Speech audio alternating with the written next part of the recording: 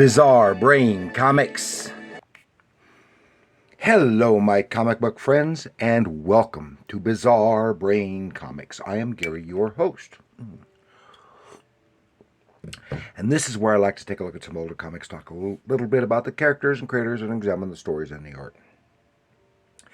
This time, I want to take a look at about a dozen issues of Turok, Son of Stone, from Gold Key Comics. Before we get into those, I want to remind you my books are available.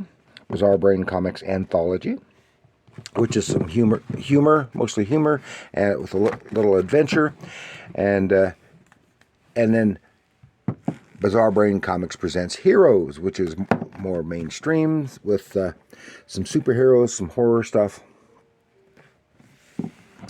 and the like. And they're both available on Amazon, and you can just Google it, and just Google Bizarre Brain Comics, and put the title in there, and they come up available on several online booksellers. But I just do not recommend getting them from eBay, because I saw them listed as high as $19 on eBay. So I don't recommend that. You can get it for cover price at Barnes & Noble, Amazon, etc. It's Barnes & Noble online. Okay, so here we have Turok, Son of Stone, which is an American comic book character which first appeared in Dell Comics 4-color comics number 596 from 1954. And then appeared in another issue of 4-color comics before getting his own title. It was it was also in later with Gold Key after Western Publishing split from Dell. And he got his own title in 1956. And the comic was originally illustrated by Rex Maxon, who had, for, 18 years, I think it said, was the artist on the Tarzan Daily strip years before that. And with writers Matthew Murphy, Gaylord Dubois, and Paul S. Newman were listed as earliest writers, and listed as disputed creators of Turok. Apparently it's unclear who actually created Turok. Okay, so we start with this. Of course, these all had painted covers. I still have several other Turok books, and I have some. I have some that are even under Dell. So it went back quite a ways. I loved Turok, but where I grew up, it was only access to comics was the drugstore, which had a single spinner rack, and received stuff pretty much at random. So it was hard to follow any one title, and they didn't. One time they might have Turok, another time they wouldn't. But this starts off. This looks like what's his name? George Wilson cover. It looks, based on the brush strokes, I think it is. I look at this, the hands of this dinosaur. First glance, you think, oh, it's a T-Rex. Well, it obviously is not a T-Rex, and I don't even think it's an Allosaurus. See, T-Rex only had 2 fingers, and an Allosaurus had 3 fingers. So I don't know what that was, but it's still a great and eye-catching, because at the time, anything Western, West is when it was younger, newer, anything Western and anything with dinosaurs got, had sales, got attention, and the kids in the 50s like American Indians and they like dinosaurs. So hey, let's put them together.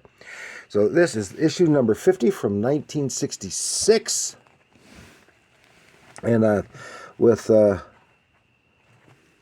think all of these might be one exception, but I think all of the interior art on these was by Alberto Giolitti. He did Turok mostly for the longest time, and very closely associated with Turok. And they often had backup stuff here. The 20th Century Stone Age Man and the Bitter Winter of the Young Earth, talking about Stone Age cavemen. And sometimes they had stuff about dinosaurs. Yeah, so prehistoric Americans, etc.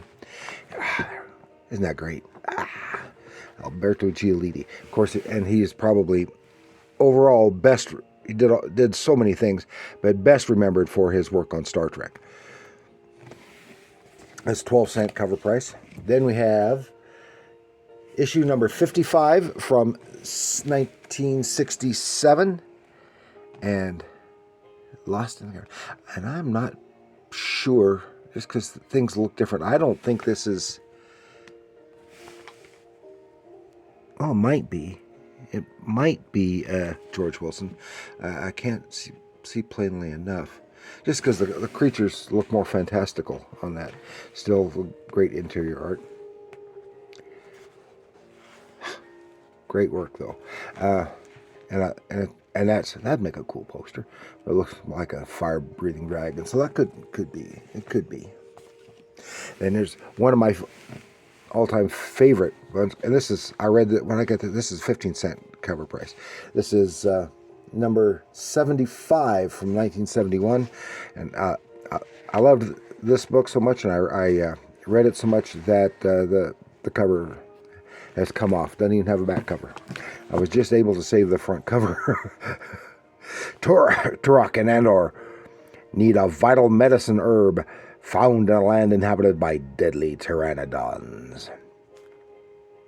Oh, that was cool. The Cliffmen. Here we go. This is cool. I love this. The Young Earth, the first hunters. Looks like probably Australopithecines. And then this is probably my favorite one, because I always had an interest in anthropology, and still a 15 center. This is number 91 from 74. 1, 2, 3, 4. Yeah. And this is, of course, it's because it's got the ape men. Turok and Andor unwittingly teach ape-like men a dangerous lesson. Oh, that's a great cover painting, and love this one. And Kylosaur. Young Earth, no trespassing there. And then see that they're ape men that they're with. That's a great one. That's probably my favorite. And then we have one.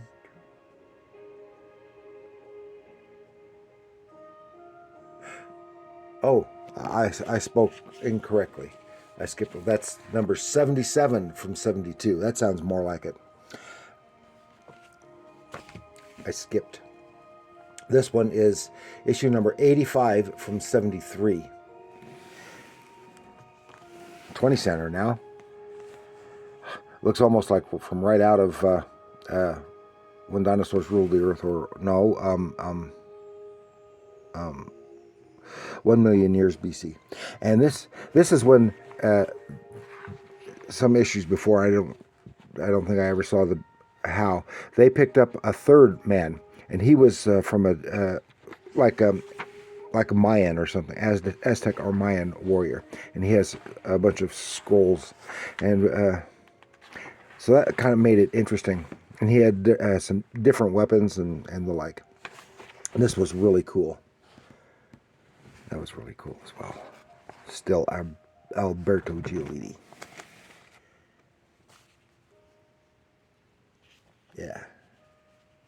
Then we have issue number 90 from 74. Ooh, Stampede. And I wrote my name here. A dead honker is the only shelter for Andar and his blind companion Turok. Oh, it's something squirted in his eyes from some plant, and Andar has to help him out. Then now is issue 91 from 74, 25. Bleached bones in the canyon of death await 2 more victims. So these are all great work, and so much better than what was later done with the with Valiant. And issue 92 from 74. Turok gambles his life so that a cave tribe won't perish. Got that a little too loud. And 25 center, still the same. Then, what did I say? Yeah, this is 92 from 74. That's what I said. So then we go to issue number 97 from 75, 25 center. Turok seeks a guiding vision and finds flesh and blood danger. It's funny because they usually have him on the cover, no vest and with spears instead of the bows and arrows. That's the one. I guess it's not. Okay. Then we go to, what did I say? 94. Yeah, issue 101 from 76. Of course, this is a Whitman book. And this is a reprint from 1962, When a Star Falls. And you really can't tell much difference. This is weird because it's got a 2-headed honker. Some kind of weird mutation. Then we go to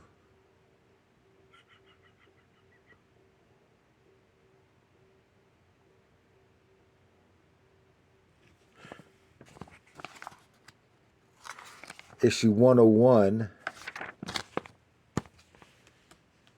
Yeah, issue 101 from 1976. Also a Whitman, as it's sold in the pack. This is a different cover illustrator. I think this is Mo Golub. Yeah, the painting is different. The style, the way they look is different. And this is a reprint from 1960, which explains that. But it's still Alberto Giolitti. And then we finish up with issue number 118 from 1978, which is a reprint from 1967, with some kind of weird mutant crab-like, spider-like dinosaur trapped in a prehistoric spider web. Oh, they're in trouble there. They're in trouble there.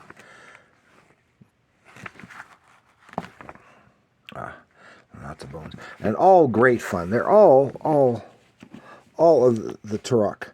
I mean, it's just great fun. I said I didn't like what Valiant did with it when they got a hold of it. But, so that's all I've got for you this time. With Turok, Son of Stone. A dozen cool high adventure issues. Been showing a lot of Gold Key lately, so and all this from the Silver Age, mostly from the Silver Age. So let me know what you think of Turok, Son of Stone. How many have you got to read of the real Turok? Have you read any of the Acclaim or the Valiant, Acclaim, or the other publisher, Dynamite, I think it was. I've never seen Dynamite. So, please like, share, and subscribe. Do leave your comments below. And remember, comics are art.